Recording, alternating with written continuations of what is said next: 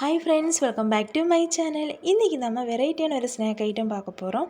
நம்ம evening time ஆனால் அந்த ரோட்டோர கடைகளில் நிறைய சுட சுட நிறைய ஸ்நாக் ஐட்டம் விற்றுட்ருப்பாங்க. அந்த மாதிரி ஒரு ஐட்டம் நம்ம கொஞ்சம் வெரைட்டியாக கொஞ்சம் டேஸ்டியாக பண்ண போகிறோம்.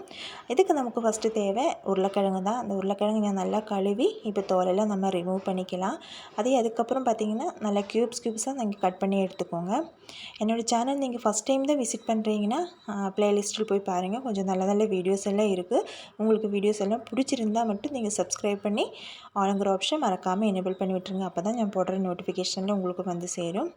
இப்போது உருளைக்கிழங்கெல்லாம் நம்ம கட் பண்ணியாச்சு. இதையும் வாஷ் பண்ணி ஒரு தடவையும் கூட நல்லா வாஷ் பண்ணி எடுத்துடலாம். அடுப்பு பற்ற வச்சு ஒரு பாத்திரத்தில் கொஞ்சம் தண்ணி ஊற்றிக்கோங்க. இந்த உருளைக்கிழங்கை நம்ம அதுக்குள்ளே போட்டுடலாம். இப்போ நான் வேக்கடலை எடுத்திருக்கேன். இது ஒரு 5 டேபிள் ஸ்பூன் அளவுக்கு வேக்கடலை இருக்கும். பச்சை வேக்கடலை தான். இப்போ இதையும் சேர்த்து நம்ம க்ளோஸ் பண்ணிக்கலாம். அது பாட்டு நாங்கள் வேகட்டும். இப்போது அடுப்பு பற்ற வச்சு வேறு கடாய், ஒரு தோசைக்கல் தவா இந்த மாதிரி ஏதோ ஒன்று வச்சுக்கோங்க. நம்ம 5 ப்ரெட் எடுத்திருக்கேன். இது வீட் ப்ரெட்டு தான்.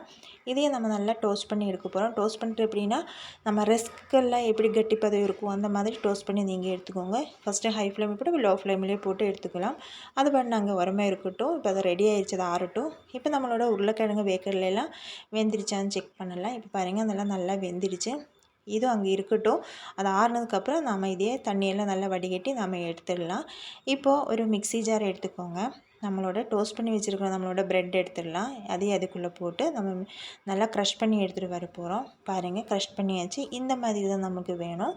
நம்மளோட ஹோம்மேடு ப்ரெட் க்ரம்ஸ் ரெடி ஆயிடுச்சு. இந்த மாதிரி பண்ணி நீங்கள் எடுத்து வச்சுக்கோங்க. அது ஒரு ஓரமாக இருக்கட்டும். இப்போது நம்மளோட வேக வச்சுருந்த உருளைக்கிழங்கு நல்லா தண்ணியெல்லாம் போய் வடிகட்டி நான் எடுத்திருக்கேன். இப்போ இதையும் ஒரு ஸ்பூனோ மசிக்கிற மாதிரி ஏதோ வச்சு நம்ம நல்லா மசித்து எடுத்துக்கோங்க. இதில் இன்னும் கொஞ்சம் வெஜிடபிள்ஸ் மசாலாலாம் நம்ம சேர்த்திடலாம். ஒரு கொத்தமல்லி தழை, கொஞ்சம் கேப்சிகம் சேர்த்திருக்கேன். இப்போது 2 டேபிள் ஸ்பூன் அளவுக்கு தேங்காய் துருவல் நல்லா க்ரஷ் பண்ணி எடுத்துகிட்டு வந்திருக்கேன். அப்புறம் நம்ம வேக வச்சுருந்த வேக்கடலையும் சேர்த்திட்டோம். இப்போது மசாலா சேர்த்திடலாம். நம்ம 1/4 ஸ்பூன் அளவுக்கு மஞ்சத்தூள், ஒரு 1/4 ஸ்பூன் அளவுக்கு வரமிளகாய்த்தூள், இதுக்கு தேவையான சால்ட்டு, 1/4 ஸ்பூன் அளவுக்கு சீரகம் பொடி பண்ணி வச்சுருந்தது சேர்த்திட்டோம். இப்போ இதையும் சேர்த்து நம்ம இதையும் நல்லா மிக்ஸ் பண்ணிக்கலாம். இந்த காய்கறிக்கெல்லாம் எந்த அளவுமே கிடையாது. ஏன்னா நீங்கள் உருளைக்கிழங்கு எவ்வளோ எடுக்கிறோமோ, நீங்கள் எவ்வளோ இந்த ஸ்நாக்ஸ் வைக்கணும் செய்கிறோமோ அதுக்கு தகுந்த மாதிரி நீங்கள் காயெல்லாம் போட்டுக்கோங்க. இப்போ இதையும் நல்லா மிக்ஸ் பண்ணியாச்சு. இது பங்கு ஓரமாக இருக்கட்டும். ஒரு மிக்சிங் பவுல் எடுத்துக்கோங்க. மெஷர்மெண்ட் கப்புக்கு 1 கப் அளவுக்கு மைதா மாவு எடுத்திருக்கேன். 1/2 கப் அளவுக்கு கார்ன்ஃப்ளவர் மாவு எடுத்திருக்கேன். இப்போ இதில் கொஞ்சம் காரத்துக்கு வரமிளகாய்த்தூள், ஒரு டீஸ்பூன் அளவுக்கு வரமிளகாய்த்தூள், 1/4 ஸ்பூன் அளவுக்கு மஞ்சத்தூள், ஒரு பிஞ்சு பெருங்காயத்தூள் சேர்த்தி இதுக்கு தேவையான சால்ட்டு சேர்த்திட்டோம்.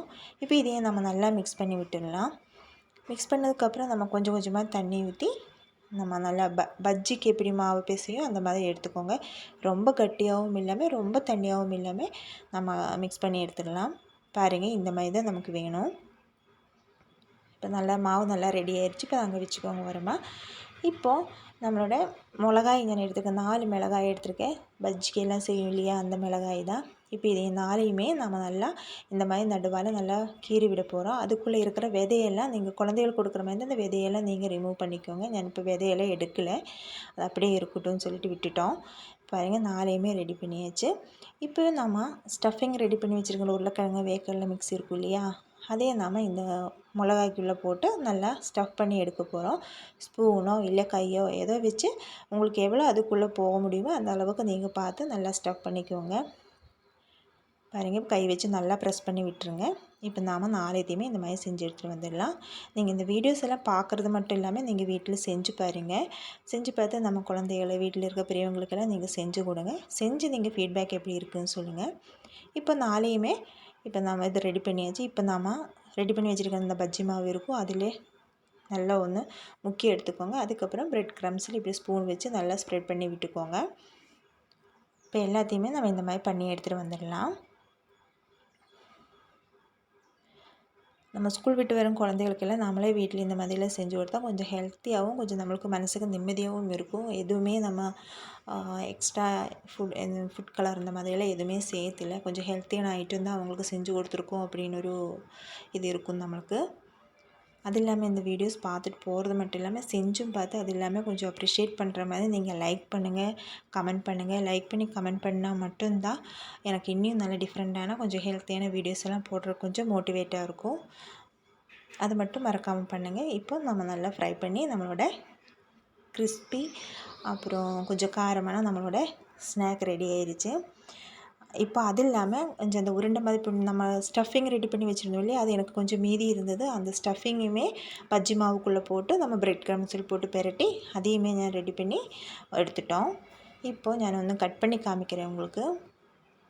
பாருங்கள் எவ்வளோ அழகாக டேஸ்டியாக வந்திருக்குன்னு பாருங்கள்.